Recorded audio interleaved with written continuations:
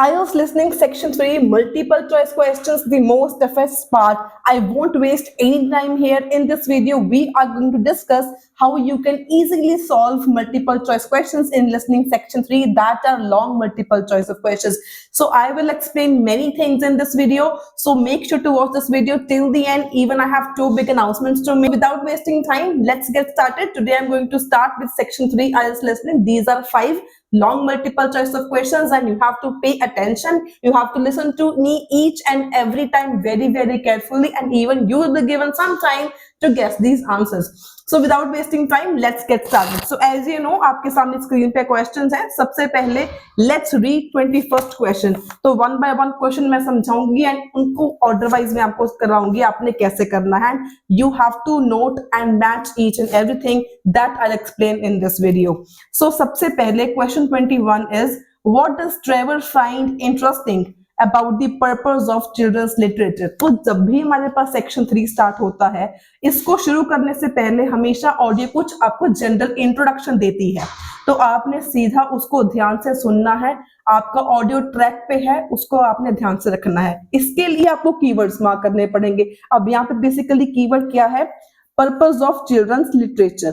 जहां पर भी राइटर ने, स्पीकर ने ये मेंशन कर दिया पर्पस ऑफ चिल्ड्रंस लिटरेचर, वहां पर you have to be very alert. अब यहाँ पर बेसिकली क्वेश्चन है क्या कि ट्रेवर को इंटरेस्टिंग क्या लगा, राइट. अब आपने किस चीज पर फोकस करना है? इंटरेस्टिंग वर्ड पर. और ट्रेवर को इंटरेस्टिंग क्या लगा? हमारे पास यहाँ पे दो स्पीकर्स है, स्टेफनी है एंड ट्रेवर है, और दोनों में से वो बात क्या कर रहे हैं? फर्स्ट क्वेश्चन में ट्रेवर की बात कर रहे हैं. ट्रेवर को क्या इंटरेस्टिंग लगा? अब वो इंटरेस्टिंग को क्या बोल सकता है? नॉट इंटरेस्टिंग या बोरिंग बोल सकता है. इसके एंटोनिम्स यूज कर सकता है ताकि आपके पास कुछ जो ऑप्शंस हैं वो एलिमिनेट हो जाएं. अपार्ट फ्रॉम दिस, वो इंटरेस्टिंग को फैसिनेटिंग बोल सकता है, अमेजिंग भी बोल सकता है. So basically you have to completely focus on the synonyms. उसके बाद अगर हम पॉइंट्स को रीड करें, आज बहुत इंपॉर्टेंट चीजों में समझाने लगी हूँ आपके साथ. इतना इजी मेथड समझाऊंगी ना कि आपको कोई भी डाउट रहेगा नहीं.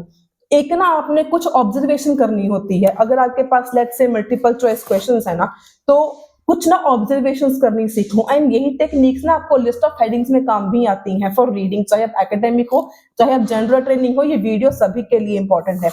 अगर आप 21st के पॉइंट्स देखो, अगर 21st क्वेश्चन के ऑप्शंस देखो, हमारे पास क्या है? दी फैक्ट, दी फैक्ट, दी फैक्ट. तीनों ऑप्शंस में हमारे पास फैक्ट की बात करी गई है. अब फैक्ट के साथ लेकिन आगे सब कुछ डिफरेंट है. पहले में क्या बोला? Fact that the author. Fact है ऑथर के बारे में. उसके बाद फैक्ट है लिटरेचर के बारे में. थर्ड है फैक्ट है adults expect children to imitate characters in the literature. तो बेसिकली अगर आपके साथ ऐसा ऑप्शन आ जाए ना, सिमिलर है, कुछ डिफरेंसेस हैं, इनको कैटेगराइज करना सीखो. ऑप्शन ए क्या है? Fact about authors. Option B है fact about literature. Option C है fact that the adults dash dash dash. अब आपने मेन फोकस किस चीज पर करना है? जो ऑडियो है वो बोलेगा था फैक्ट के बारे में, बट फैक्ट किस चीज के बारे में? अगर आपने वो ध्यान से सुन लिया, आपका आंसर रॉन्ग नहीं होगा. सो आप, I will play the audio. You should listen to the audio very carefully. When the audio about this question will end, I will explain and you have to comment your answers in the comment section as well. So let's get started. Questions 21 to 25. Hello, Trevor. Hello, Stephanie. You said you wanted to talk about the course I'm taking on literature for children. That's right. I'm thinking of doing it next year, but I'd like to find out more about it first. Okay, well, as you probably know, it's a one-year course. It's divided into 6 modules, and you have to take all of them. One of the most interesting ones, for me at least, was about the purpose of children's literature. You mean whether it should just entertain children or should be educational as well? Right, and whether the teaching should be factual, giving them information about the world, or ethical, teaching them values.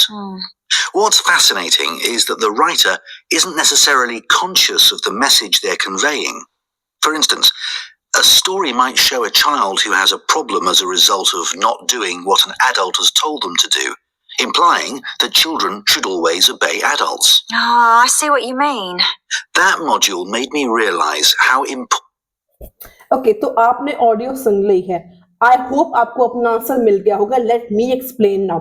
तो सबसे पहले starting में Trevor ने course के बारे में बताया कि 1 साल का कोर्स है, इसमें 6 मॉड्यूल्स होते हैं, आपने सभी को लेना होता है. एंड सबसे पहले उसने क्या बोला, उसको क्या इंटरेस्टिंग लगता है, पर्पस ऑफ चिल्ड्रंस लिटरेचर. जब भी क्वेश्चन को स्टार्ट करता है, एक तो थोड़ा सा वो वहां पे स्लो बोलेगा और वर्ड्स को थोड़ा सा खींच के बोलता है. इन चीजों को आपने ध्यान में रखना है. अपार्ट फ्रॉम दिस, उसके बाद जो लाइन बोली गई, उसके बाद आपको सुना होगा entertaining and educational as well की बोला, लेकिन ये चीज बोली किसने, स्टेफनी ने बोली. इसलिए हमारा ऑप्शन नंबर जो बी है वो एलिमिनेट हो गया. So you have to use elimination technique. You have to be very conscious and focus on all the points mentioned in the question. So सबसे पहले स्टेफनी ने हमें बोला कि जो लिटरेचर है वो एजुकेशनल भी होनी चाहिए या एंटरटेनिंग भी होनी चाहिए एट द सेम टाइम, या एज वेल बोला था इन द ऑडियो. तो दिस मीन्स कि स्टेफनी ने बोला था, लेकिन क्वेश्चन किस बारे में है, ट्रेवर को क्या इंटरेस्टिंग लगा, स्टेफनी को क्या लगा क्या नहीं लगा, उससे हमें कोई मतलब नहीं है. सो इससे हमारा option number B gets eliminated. उसके बाद क्या बोला, What I find most amazing. अब यहाँ पे क्या बोला था उसने, अमेजिंग बोला था. इंटरेस्टिंग की जगह ट्रेवर ने बोला था amazing. Is the fact that the writer, यहाँ पर क्या था, ऑथर, लेकिन ऑडियो में क्या था, राइटर. जो मतलब मैं आपको चीज समझाने की कोशिश कर रही हूँ, ये क्या था हमारे सिनोनिम्स के बारे में. क्या बोला, the fact that the writer may not be conscious, यहाँ पे क्या था, रियलाइज. ऑडियो में क्या था, conscious. What values they are teaching, what message they are conveying. तो बिल्कुल सेम टू सेम लाइन बोली. यहाँ पर ऑप्शन नंबर ए हमारा करेक्ट हो गया.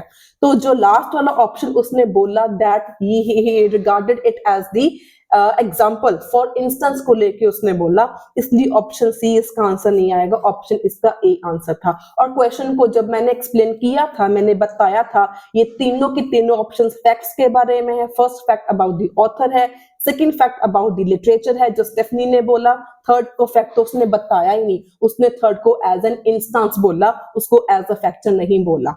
तो आई होप आपको फर्स्ट क्वेश्चन क्लियर है, इसमें आपको कोई डाउट नहीं है. And I hope the audio is loud and clear as well. Moving on to second question. Trevor says the module about the purpose of children's literature made him dash. तो Trevor को क्या लगा, Trevor ने क्या बोला कि जो module था about the purpose of children's literature, उसने उसको क्या क्या बनाया, मेड हिम एनालाइज, वॉन्डर या डिसाइड. अगेन यहाँ पे 3 चीजें हैं, जैसे फर्स्ट क्वेश्चन में थी, 22 क्वेश्चन में ये वही सेम चीजें हैं, एनालाइज, वॉन्डर, डिसाइड. ये तीनों आपके मेन ऑप्शंस हैं, इनको आपने एनालाइज करना है. तीनों में से किसका सिनोनिम वो बोलेगा. फर्स्ट क्या था, analyse some of the read stories that his niece reads. Wonder how far popularity reflects good quality. Decide to start writing some children stories. अब तीनों में से क्या ऑप्शन है, listen to the audio very very carefully and do comment your answers in the comment section below. That module made me realize how important stories are.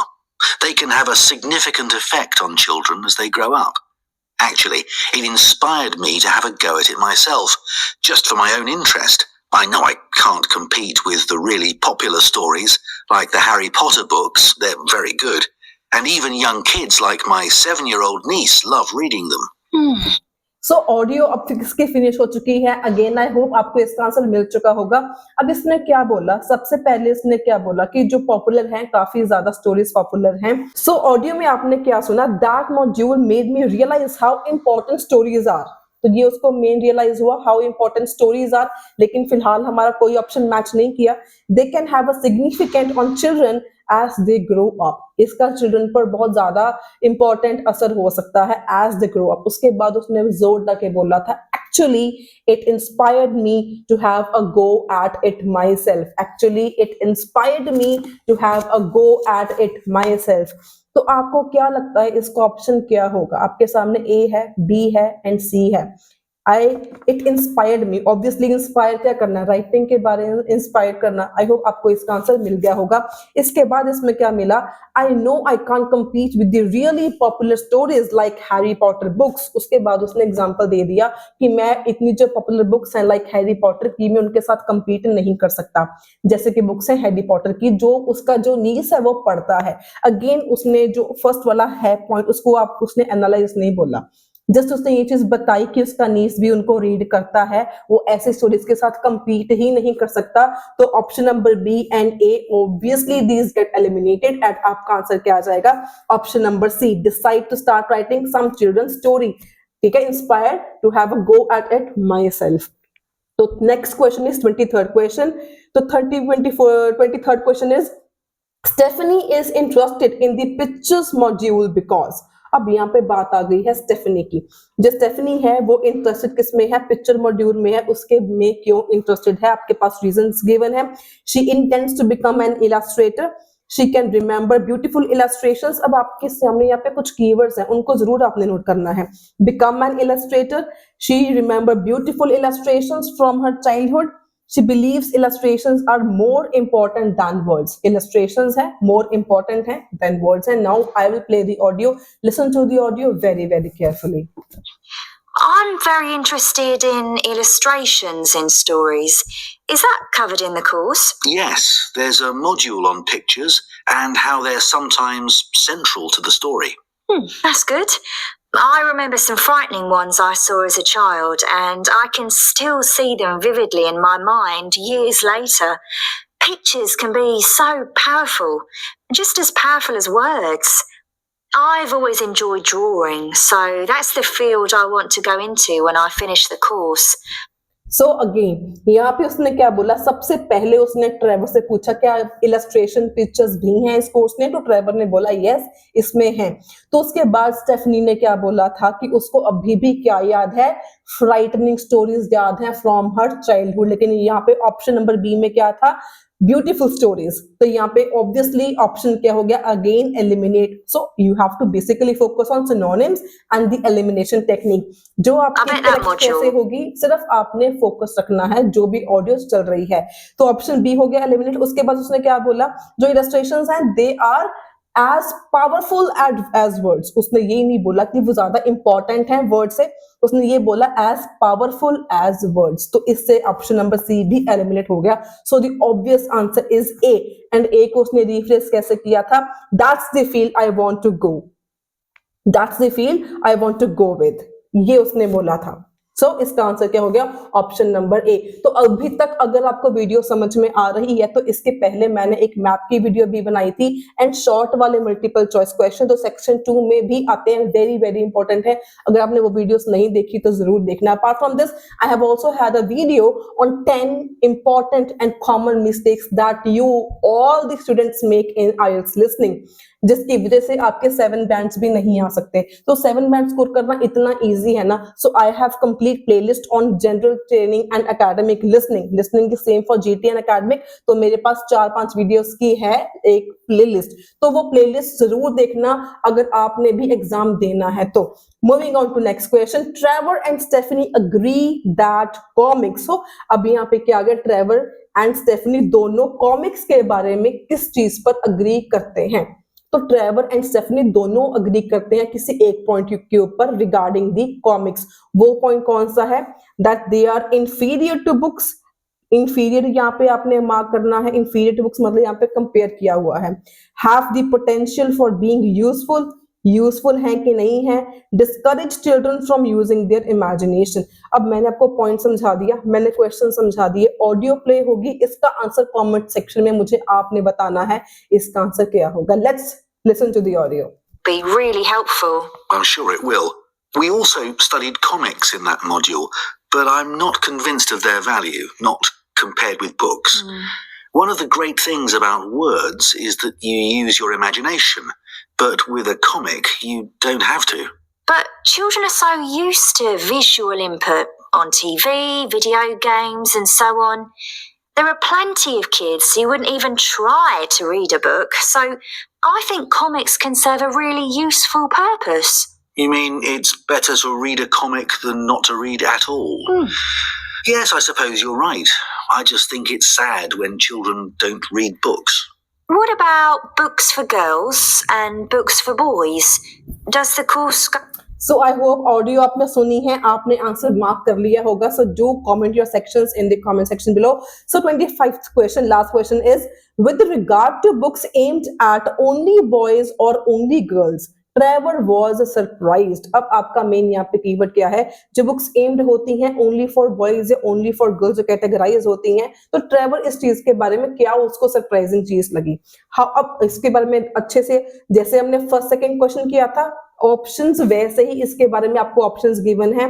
How long dash, how few books dash, how many children dash. तो आपको ऐसे options में सारा पढ़ने की जरूरत नहीं होती, सिर्फ आपने मेन मेन चीजों पर ध्यान रखना है। How long the distinction, how few books were aimed, how many children enjoyed. तो यहाँ पे जो चीजें हैं आपने मार्क करनी है। तो अब आपने क्वेश्चन को ध्यान से सुनना है and you have to comment the answers in the comment section below. What about books for girls and books for boys? Does the course go into that? Yes, there's a module on it. For years, lots of stories, in English at least, assumed that boys went out and did adventurous things and girls stayed at home and played with dolls. I was amazed how many books were targeted at just one sex or the other. Of course, this reflects society as it is when the books are written. That's true. So it sounds as though you think it's a good course. Definitely.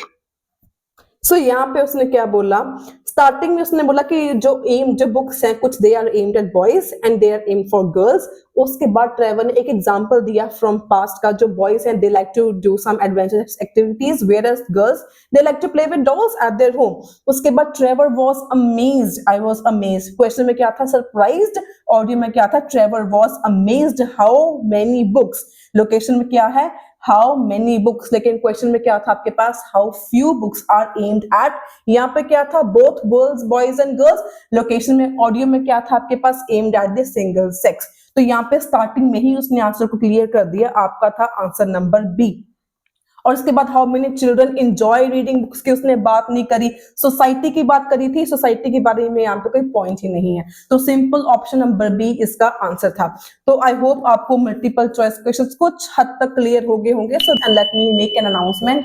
आज रात को 9 बजे Telegram पर I will share a link for general training reading master class which will be for both as academic and general training as well, as I'll be discussing list of headings in today's master class for reading at 9 p.m. sharp, and link will be shared on my Telegram channel. If you are new to my YouTube channel, subscribe my YouTube channel, like this video, share this video, and do join my Telegram channel as well. I'll drop the link of Telegram in the description box of this video. Also, I have made a video on writing class 2 essays, which by watching that only one video, I have only one format by which you can cover the rest of essays.